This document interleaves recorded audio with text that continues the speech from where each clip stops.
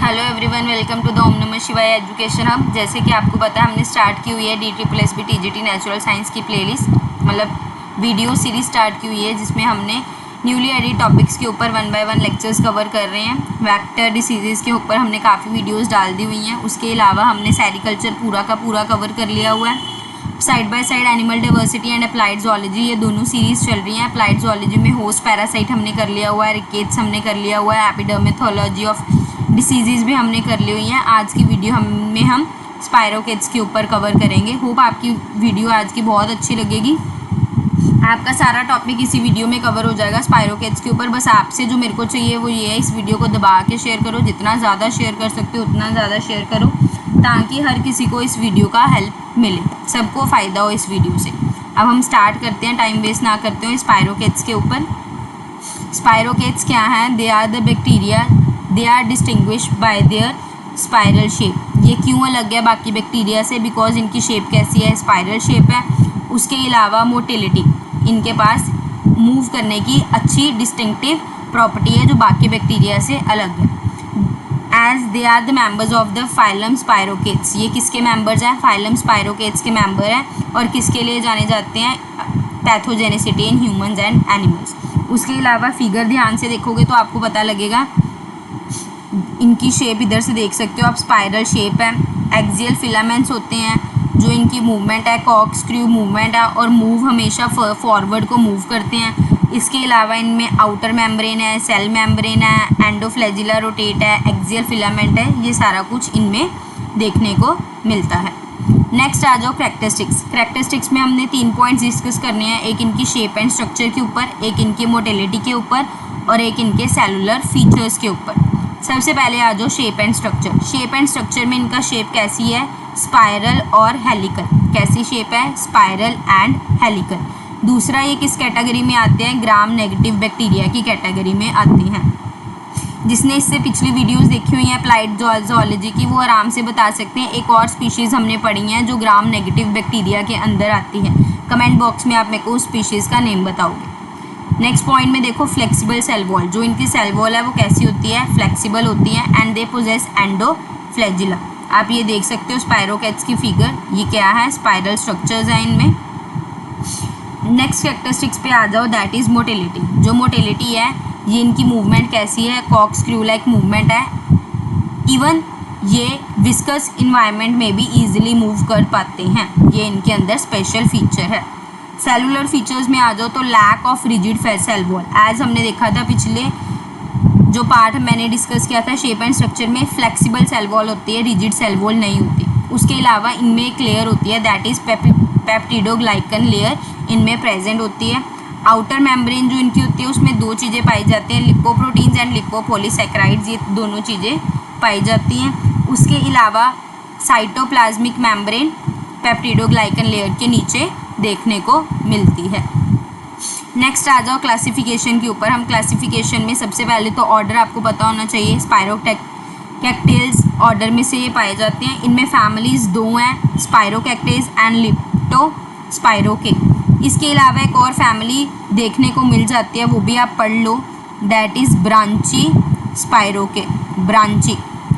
ब्रांची name से तीसरी family भी होती है। जर्नली वैसे इंपॉर्टेंट ये दोनों हैं, तो ये दोनों इस पिक्चर में आई हुई हैं।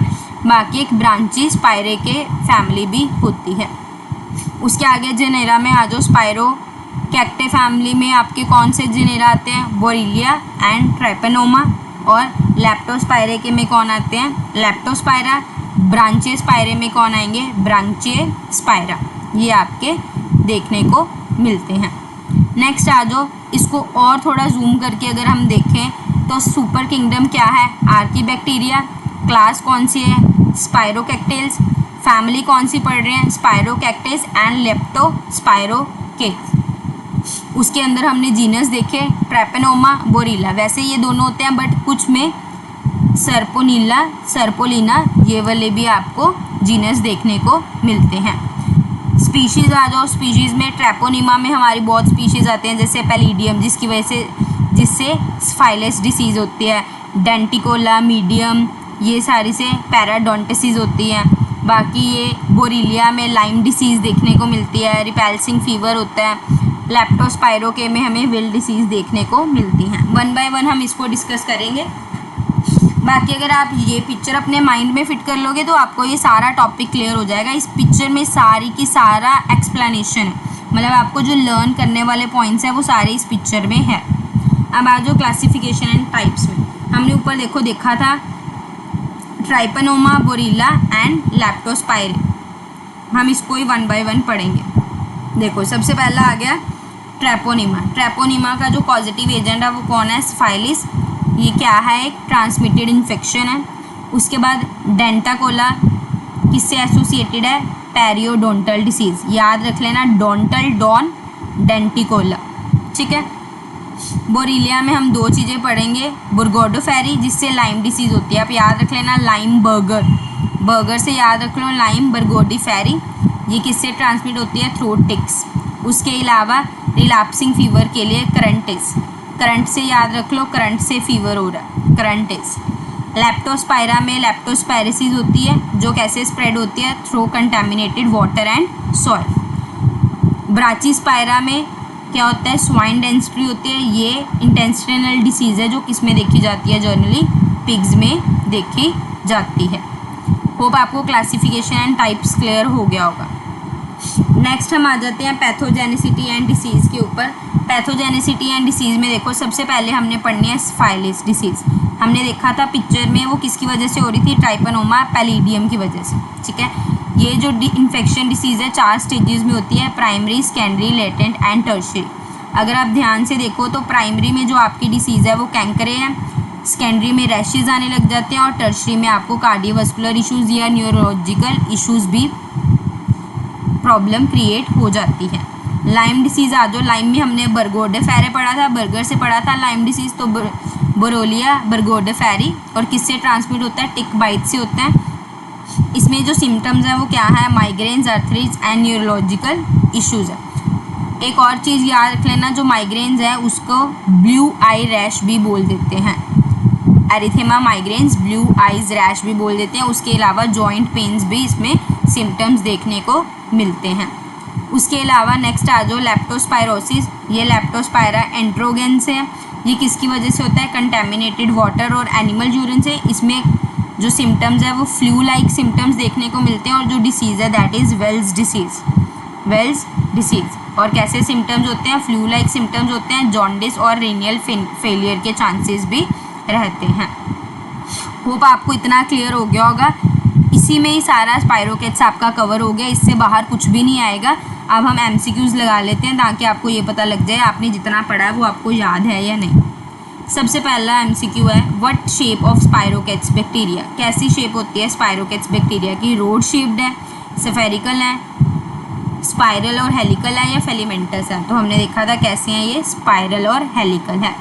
उसके अलावा सेकंड क्वेश्चन है, कैरेक्टरिस्टिक्स फीचर बताना है आपने स्पाइरोकेट्स का। थिक पेप्टोग्लाइकन लेयर होती है, एक्सियल फिलामेंट होती है मूवमेंट के लिए। यस, हमने देखा था क्या है, एक्सियल मूवमेंट है इनकी फिलामेंट के लिए। सो ऑप्शन बी क्या आ जाएगा करेक्ट आंसर। नेक्स्ट क्वेश्चन पे आ जाओ। नेक्स्ट है, which spirochetes is a positive agent of Lyme disease. Lyme में हमने क्या पढ़ा था? बर्गर। तो आप चेक करो बोरिलिया बर्गोडीफेरा, तो ऑप्शन बी इसका क्या हो जाएगा करेक्ट आंसर। नेक्स्ट है, which spirochete is associated with periodontal disease. Periodontal disease, periodontal से डेंटोकिला हमने पढ़ा था, डेंटिकोला, तो इसका आंसर क्या आ जाएगा ट्राइपनोमा डेंटिकोला। दैट मीन्स ऑप्शन ए क्या आ जाएगा करेक्ट आंसर। नेक्स्ट क्वेश्चन की तरफ मूव करते हैं। Which is not caused by the spirochetes. Not आ गया, जो हमने नहीं पढ़ी डिसीज़। सिफाइलिस हमने पढ़ी थी, ये नहीं हो सकता। लाइम डिसीज़ हमने पढ़ी थी, ये भी नहीं हो सकता। लेप्टोस्पायरेसिस हमने पढ़ी थी, ये भी नहीं हो सकता। मतलब जो इस क्वेश्चन का करेक्ट आंसर है वो क्या है ट्यूबरक्लोसिस, क्योंकि हमने ट्यूबरक्लोसिस नहीं पढ़ी। नेक्स्ट है, in what type of environments can spirochetes be found. कौन से इन्वायरमेंट्स में ये हमें पाए जाते हैं? ह्यूमन बॉडी में सिर्फ, सॉयल में, एक्वेटिक हैबिटेट्स में, ये कहाँ, या फिर डाइवर्स इन्वायरमेंट जिसमें सॉयल भी आ सकता है, वाटर भी आ सकता है, एनिमल होस्ट भी आ सकता है। तो हमने देखा था कंटामिनेटेड वाटर, सॉयल, ये सारे एनिमल होस्ट इन सभी में पाए जाते हैं। तो इसका करेक्ट आंसर क्या हो जाएगा ऑप्शन डी। Thank you. उम्मीद है आपको आज का लेक्चर समझ आया होगा, अच्छे से आपके माइंड में फिट भी हो गया होगा। सो इस वीडियो को ज़्यादा से ज़्यादा शेयर करो, सब्सक्राइब करना मत भूलना, बेल आइकन को हिट कर लो सो दैट आपको नेक्स्ट वीडियो जैसे ही आए साथ के साथ नोटिफिकेशन आ जाए। Thank you so much.